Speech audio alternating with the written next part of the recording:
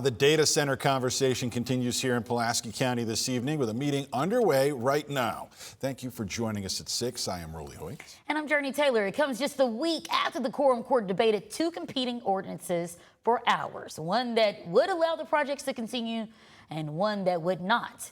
We'll bring you more from that meeting tonight at 10, but it's not just a conversation taking place in Pulaski County. Up in Johnson County, a $6 billion data center is being built. And unlike here in Central Arkansas, there doesn't seem to be as much opposition to the project up there.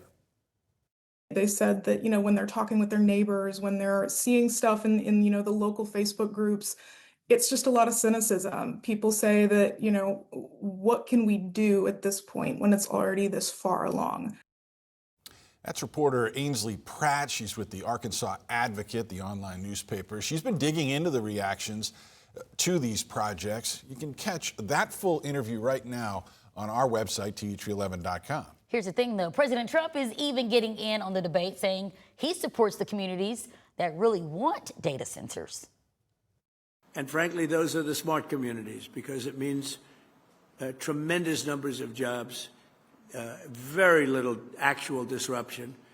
And the ones that don't want it, the happiest people in the world are foreign countries, number one, and number two, other communities within our country because they're begging for them to be there.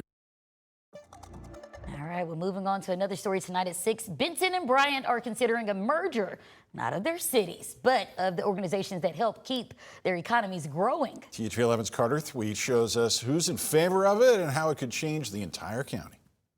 They help us recruit business. They help us retain small business. They support, train entrepreneurs. That's what the Greater Bryant Chamber of Commerce does. In Benton, it's something similar. Their entire function is to promote the businesses we have here in town. And it's amazing the job they do and the fact that they pull all the businesses together. But soon the two could become one. A proposal is in the works to merge the chambers, a proposal supported by the Saline County judge. The talk just of a Saline County area chamber of commerce and the two coming together with as effective as they are already, it's really exciting of what that means for those that they serve and those that are looking to make Saline County their home. The mayors agree. Bryant's Mayor Chris Treat says a regional approach is better than a city versus city one, especially these days. Bryant and Benton, nobody knows the difference anymore since there's so much growth.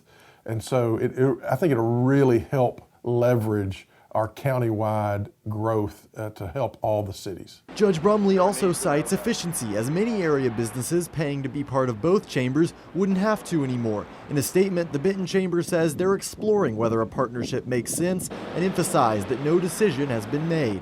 I am confident that when these chamber boards look at the benefit to our county, our area, and the people they serve, that they're going to figure out that a merger together is going to be better for all that they serve. In Saline County, Carter Thweet, THV 11 News. All right, Carter, thank you. Both chambers are in the middle of a 90-day review period to get feedback, see if a partnership is viable. Yeah, Mayor Treat hopes that the two chambers can become one by the start of next year. We have enjoyed a beautiful Thursday across Central Arkansas, not so much down into South Arkansas because it's still humid out there and you can see the difference with the air temperature and the heat index from North Arkansas where temperatures are into the low 80s versus Texarkana where it's 94 and it feels like 108. And that soupy tropical air that is looming down into South Arkansas will build its way back into Central Arkansas later tonight and for your Friday. So enjoy the break in the humidity right now for Central Arkansas and off to the north because it's not going to be lasting much longer. This evening, great evening to fire up the barbecue grill or maybe have head to the pickleball courts or the tennis courts. Temperatures pretty much into the upper 70s, lower 80s. Tomorrow, we'll see partly sunny skies. Temperatures warming up into the low 90s, but with the humidity, it'll feel more like the upper 90s to low 100s, and there's a small chance it could be isolated shower. Expect more triple digits, not only with the heat index forecast, but also the air temperatures. Another heat wave is on the horizon. I'll let you know how hot it could get and how long it could last coming up. All right, Nathan, thank you. Well, advocates now sounding the alarm over proposed federal cuts to WIC, something over 65,000 Arkansas families rely on to feed their families. The U.S. House, including all 4 Arkansas representatives, passed an appropriations bill last month that funded agencies like the Agriculture Department and the Rural Development. But groups representing low-income families are worried that plans to cut waste tucked inside that bill that reduced $200 million from the WIC program. I think it would be such a shame and like 10 steps backward if we were to reduce WIC benefits, because it's one of those essential things that moms need. Well, the chances of the cuts surviving in the Senate are slim. Attempts to reduce spending in long-standing nutrition programs typically face bipartisan resistance, and the Senate Appropriations Committee has yet to release its own version. Speaking of long-standing nutrition programs, after months of reports of scammers stealing people's SNAP benefits, Arkansas is rolling out a new app that officials here claim will cut them off. It's called EBT Edge. It's available for download right now. It allows users to see their real-time balances and transaction history, but also lets you lock your card when you're not using it. That's all in an effort to keep your benefits safe. Not just in Arkansas, but other states and across the country have experienced that issue. And so when we built this competitive procurement, we added that to get enhanced features that would help to prevent the theft. Now, there's going to be a catch here. DHS says that SNAP is going to have to go offline starting Saturday night to make the transition. Then on Monday, though, you'll be able to link your account and manage your benefits in the new system and app. There are new developments tonight in the case of the kidnapping and death of Amir Ellis. It's been 3 years since we first reported on his disappearance, and so far 4 people have been charged. Now, one of the defendants heading back to court, and Ellis's mother says she's still fighting for answers and justice. She talked to our THV 11's Maya Ellison today. If you could use one word to describe him, what would you say? Courageous, adventurous,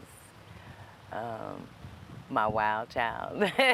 Jessica Ellis says it's that same courage her son, Amir Ellis, showed in life that now helps her keep fighting for justice. You know, it takes courage to get out the bed. It takes courage to keep living, right, with this hole in your heart. Amir Ellis was last seen on May 17, 2023. Days later, police arrested 3 people on kidnapping charges. 7 months later, after authorities found Ellis's body off Highway 7 North in Garland County, prosecutors filed capital murder charges against those 3 defendants. Authorities later charged a 4th person with kidnapping. I think about all the times we spent in the woods searching for him. I can't really ride through wooded areas without remembering how we were just everywhere trying to find him, how that felt. You know, it was 7 months of hell. Jessica says her family still lives with the effects of Amir's death years later. And my 16-year-old has suffered in a way that no one ever could have even imagined. He now has FND seizures. The latest development in the case came Tuesday when defendant Jorge Antonio Casillas appeared in court for a pretrial hearing. The judge set another hearing in September with a jury trial scheduled for November. Jessica says she's attended every hearing for the past 3 years. It's hard to go in court with them sometimes and see them smiling and laughing at their parents. I mean, it's just hard to see. While she waits for the case to move forward, Jessica channels her grief into Amir's Army, the nonprofit she created to support families of missing and murdered loved ones. She says it's her way of honoring her son while continuing to seek answers. Know that God's got you, and keep your head up. And don't ever stop fighting for justice for your baby, because you are the advocate. In Hot Springs, Maya Ellison, THV 11 News. Thank you. Casillas is also facing separate charges stemming from his interactions with other suspects in the case while in the Garland County Jail. Now, it is important to note many of the details we receive are directly from Jessica Ellis because there is a gag order in place, meaning police, prosecutors, and defense lawyers are limited to what they can tell the public. Well, still to come here at 6, a closer look at cyclosporiasis.